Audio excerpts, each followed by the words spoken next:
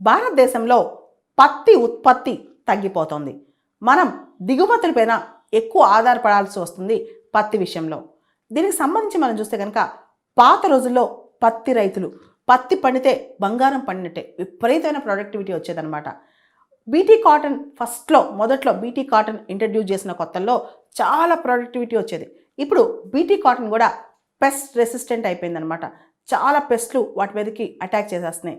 అంతేకాదు పత్తికి proper rainfall అనేది టైమ్లీ రెయిన్ఫాల్ చాలా అవసరం. చాలా వరకు పత్తి అనేది అన్ఇరిగేటెడ్ ల్యాండ్లో పండిస్తున్నారు. సో రెయిన్ఫాల్ మీద కంప్లీట్గా ఆధారపడాల్సిన పరిస్థితి అనమాట. దాంతోపాటు ఎక్స్టెన్షన్ సర్వీసెస్ పత్తికి సంబంధించి పత్తి ప్రొడక్ట్కి సంబంధించి కొన్ని సైంటిఫిక్ సర్వీసెస్ అనేవి అందుబాటులోకి లేవు. దాంతోపాటు ఇండియాలో మనం ఏదైతే పత్తి ప్రొడ్యూస్ చేస్తామో అవి చాలా థ్రెడ్స్ అనేవి చాలా షార్ట్గా వస్తున్నాయి అనమాట. ఎక్స్ట్రా లాంగ్ స్టేపుల్ కాటన్ అనేది మనం ప్రొడ్యూస్ చేయలేకపోతున్నాం.